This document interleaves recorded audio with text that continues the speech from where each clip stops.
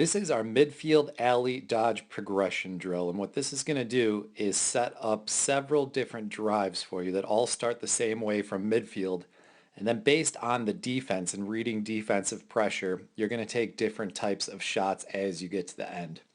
There's three phases to this drill. Phase one is simply practicing a inside-outside split dodge and then sprinting down the alley. Once we're comfortable with that, we move to stage two, which is an inside-outside split dodge, sprinting down the alley and taking a shot on the run. And then the third and final phase starts with that same inside-outside split dodge, sprint down the alley, and then we read the defensive pressure, which is overplaying our front side, so we roll back for a shot from right in front of the goal.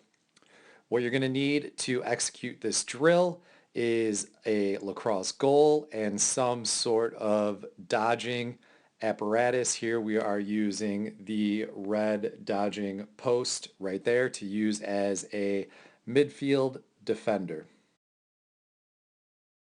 Here we're going to show you phase one of the drill, which is a simple inside to outside split dodge and then a sprint down the alley. So no shot. We are just working on our split dodge and sprint down the alley, which is going to be the foundation of all three phases of this drill. So we'll go through it slow-mo here.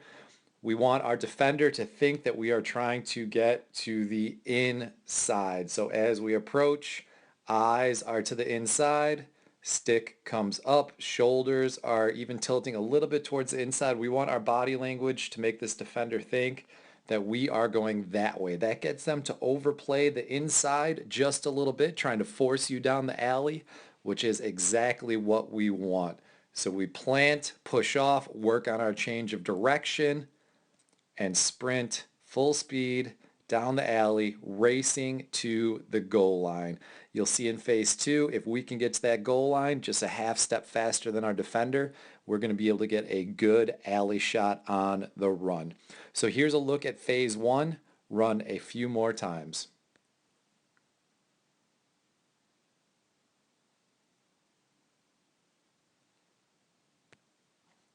What you're going to want to do is practice phase one over and over, both right-handed and left-handed, until you are comfortable with the deception of the split dodge, making your defender think that you're going inside, splitting to the outside, and racing down the wing.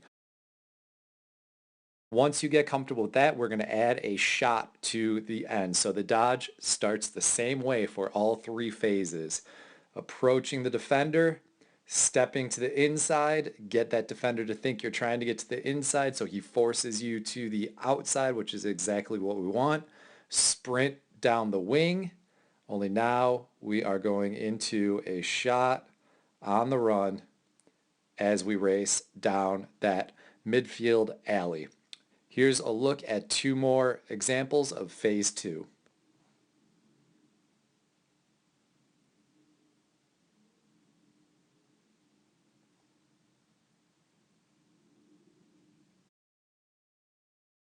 Once you've run phase two several times and you're comfortable with a inside-outside split dodge and a shot on the run down the alley, both right-handed and left-handed, we're going to move to phase three and the final phase.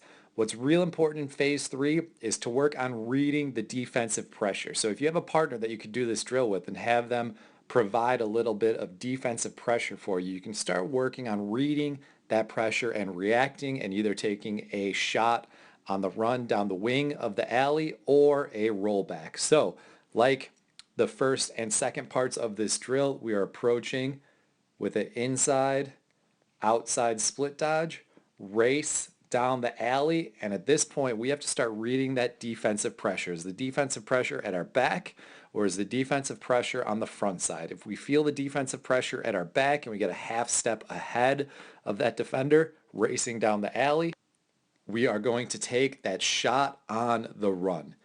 But if we happen to feel the defensive pressure on the front side and we can't get our hands free to take that shot down the alley, we are going to show our stick, show shot just a little bit. So you can see here the stick is coming back, shoulders are starting to turn, almost setting up a shooting motion. That's going to force that defender to overplay our front side, thinking that that shot is coming, and as soon as they do, we work on planting, getting low, quick change of direction, roll back to the top side, and get a good shot from the sweet spot right in front of the goal.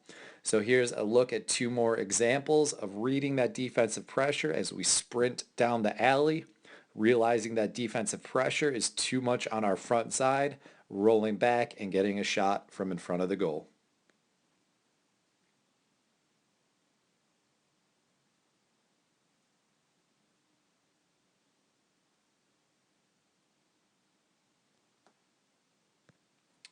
If you practice this progression over and over, get comfortable with all three phases, then do it against a teammate or a friend, and get comfortable with reading defensive pressure and either taking an alley shot on the run down the wing or rolling back and getting a shot from right in front of the goal, it's really going to help you in lacrosse games to be able to drive, read defensive pressure, and score from the top right and top left midfield positions.